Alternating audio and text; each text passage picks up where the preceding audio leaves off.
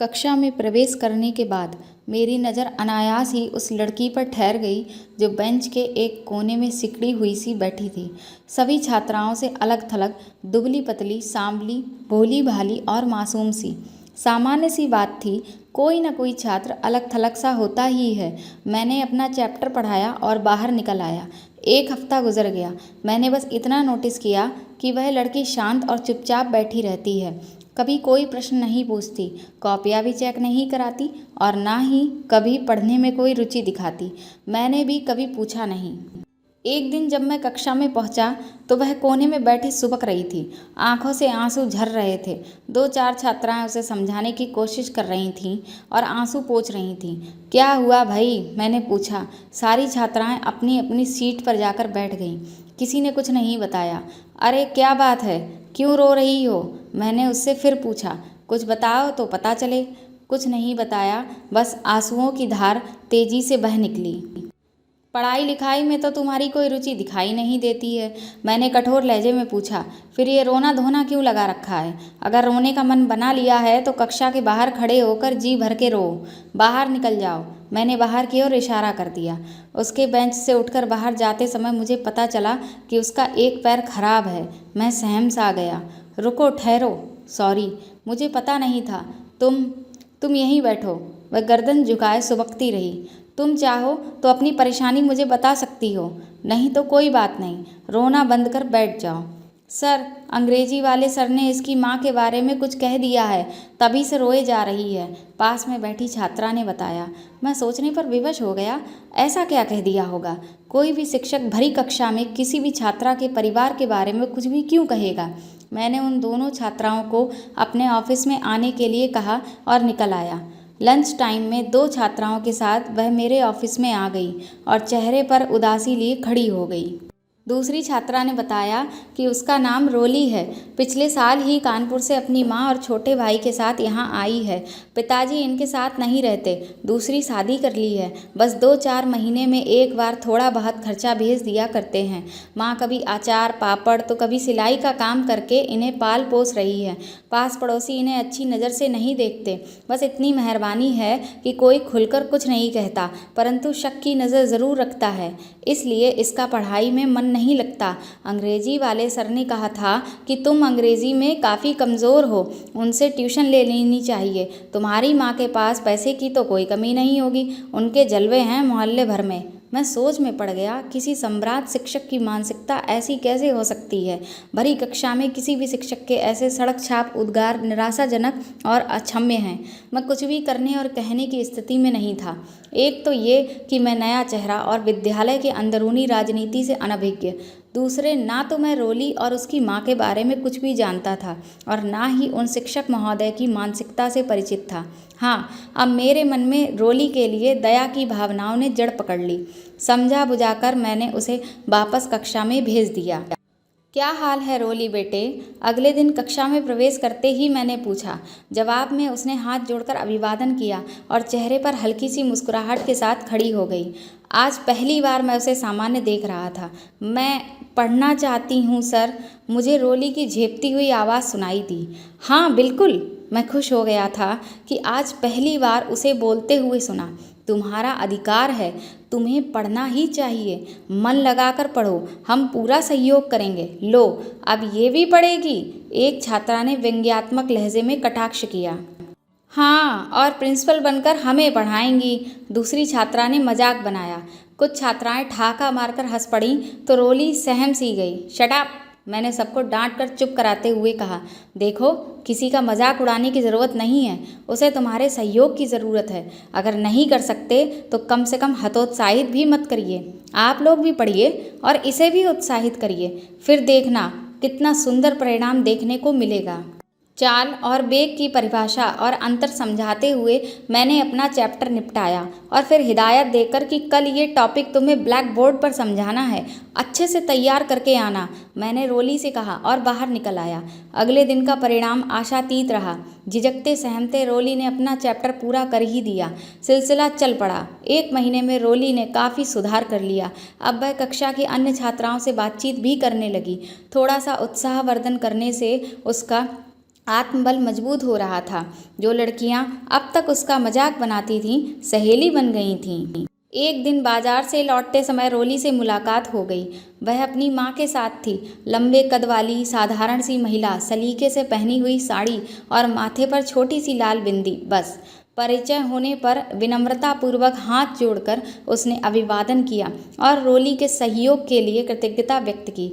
आइए, पास की गली में ही हमारा छोटा सा घर है, कुछ चाय पानी कर लीजिए। उसके आग्रह को मैं ठुकरा नहीं सका। मैं भी उसके बारे में अधिक जानकारी प्राप्त करना चाहता था, इसीलिए साथ साथ चला गया। घर में बहुत अधिक फर्नीचर तो नहीं था, पर जो भी था सलीके से सजाया हुआ था। ग्लास में चाय लाते समय मैं समझ गया कि रसोई में भी काम चलाऊ पुराने बर्तन ही हैं। बातचीत के दौरान पता चला कि वह खुद पोस्ट ग्रेजुएट हैं, पर नौकरी नहीं कर सकती क्योंकि बढ़ती उम्र की बेटी को अकेले घर में छोड़ना सुरक्षित नहीं लगा। बेटा अभी 10 साल का ही है, तो घर पर रहकर ही अचार पापड़ और सिलाई का काम ही उचित लगा। इसी काम के सिलसिले में एक दो आदमी आते जाते रहते हैं, जो वहाँ के पड़ोसियों को नागवार गुजरता है। आचार विचार और व्यवहारिकता से मुझे वह एक सभ्य महिला लगी, जो संक्रमित मानसिकता के लोगों को नज़रअंदाज कर अपनी संतान को ऊपर उठाने की कोशिश कर रही थी।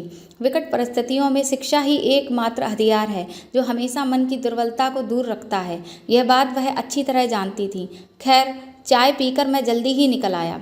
नमस्ते शर्मा जी, तो आखिर आप भी चाय पीने का शौक रखते हैं? अगले दिन स्कूल गेट के अंदर ही अंग्रेजी वाले शिक्षक दो अन्य शिक्षकों के साथ खड़े हंस रहे थे। अरे भाई, हमें भी साथ ले लिया होता, हम भी तो चाय पीने के लिए बेचैन हैं। एक फूहड़ हंसी के ठहाके के साथ वह मेरी ओर देखने लगे। धूर्तता जब चेहरे पर छप जाती है तो चेहरा कितना बदसूरत नजर आता है, मैं पहली बार अच्छी तरह देख रहा था।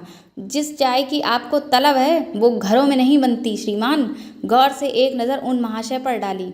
बाजारों में मिलती है, जहां आप जैसे प्रतापी लोग अक्सर जाते रहते हैं। मैंने उनका कंधा थपथपाया और बिना समय बर्बाद किए वहां से हट गया। मैं सोच रहा था कि लोग 4 किताबें पढ़कर शिक्षक तो बन जाते हैं, पर शिक्षा को अपने आचरण में नहीं उतार पाते। आचरणहीन व्यक्ति कैसा शिक्षक, और फिर कैसा उसका शिक्षण कार्य। लंच टाइम में रोली मेरे ऑफिस में आई और अचार का एक पैकेट टेबल पर रखते हुए बोली कि माँ ने भेजा है। ना ना ना बेटा ना, मैंने पैकेट लौटाते हुए कहा। मुझे ज़रूरत नहीं है, घर में पहले से ही कई तरह के अचार डाल रखे हैं। हाँ, माँ को मेरी ओर से धन्यवाद कहना। अरे रख भी लीजिए सर, कितनी चाहत से भेजा होगा इसकी माँ ने। वह महाशय मेरे ही ऑफिस में घुसकर खीसें नपोरते हुए कुर्सी पर बैठ गए। मुझे यकीन था कि आपको तीखा भी बहुत पसंद होगा, और ये मैं अपने अनुभव से बता सकता हूँ कि कल पापड़ भी हाजिर होंगे आपकी सेवा में।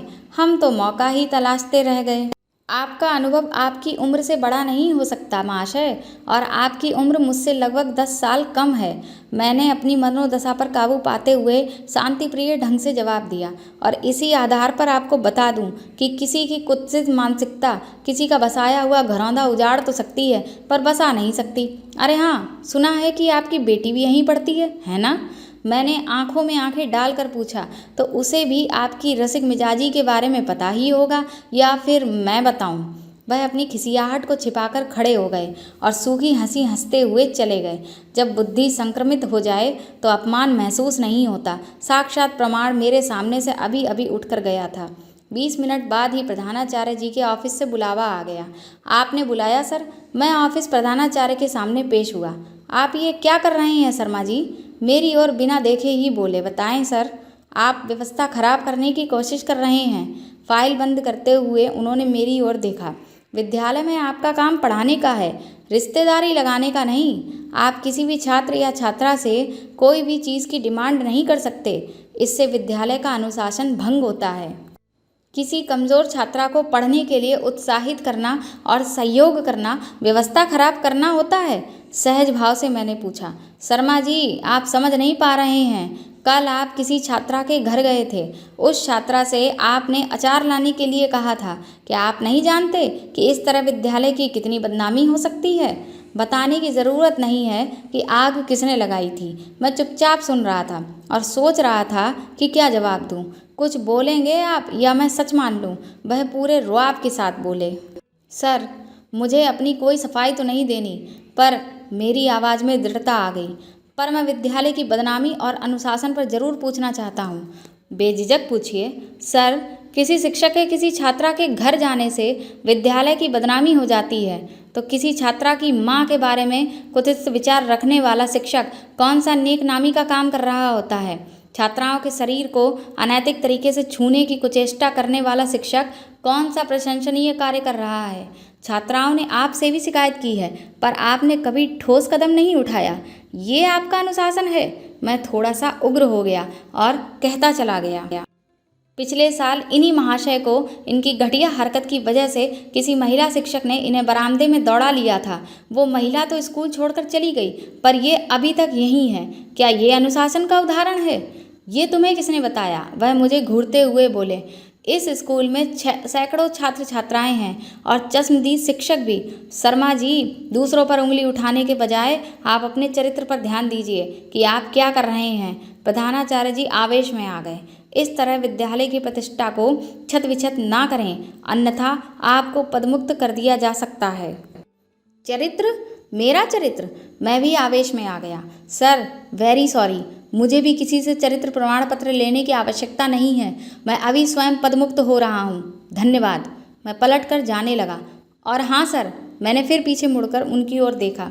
इस दुनिया में आप अकेले ही चरित्रवान नहीं हो, और भी बहुत सारे हैं, पर आप उन्हें पहचानने का विवेक नहीं रखते। मैंने बाहर निकलकर ऑफिस से अपना बैग उठाया और विद्यालय छोड़ दिया, हमेशा के लिए। लगभग एक हफ्ते के बाद एक दिन सुबह सुबह 10-12 छात्र छात्राओं का झुंड मेरे घर पर आ गया। सर, प्रधानाचार्य जी और विद्यालय संरक्षक महोदय ने आपको अभी बुलाया है, छात्रों ने बताया। बेटे, मैंने अपनी मर्जी से विद्यालय छोड़ा है, तो फिर मेरा वहाँ जाना बनता नहीं है। बैठने का इशारा करते हुए मैंने कहा। सर, आपके निकलने के बाद बहुत बड़ा हंगामा खड़ा हो गया, एक छात्रा ने बताया। कई शिक्षक शिक्षिकाओं ने काम करने से इनकार कर दिया और प्रधानाचार्य पर अंग्रेजी वाले सर को निष्कासित करने का दबाव बनाया। बहुत सी छात्राओं को भी आगे आना पड़ा। बात प्रबंधन समिति तक पहुंच गई और दोनों को पद से इस्तीफा देना पड़ा। फिलहाल जब तक नए प्रधानाचार्य नहीं आ जाते, तब तक वह अपना कार्यभार संभालते रहेंगे। अब आप मैं सोच में पड़ गया, मुझे वापस जाना चाहिए या नहीं। मुझे गर्व महसूस हो रहा था कि मेरी विचारधारा का समर्थन करने वाले शिक्षक और शिक्षण शैली को पसंद करने वाले छात्र छात्राओं की कमी नहीं है। मुझे अपना चरित्र प्रमाण पत्र मिल गया है। ऐसा सोचने के बाद मैं खड़ा हो गया कि चलो, जो भी हुआ। रोली जैसे तमाम छात्र छात्राओं को ऊपर उठाने का अवसर एक बार फिर मेरा इंतज़ार कर रहा है।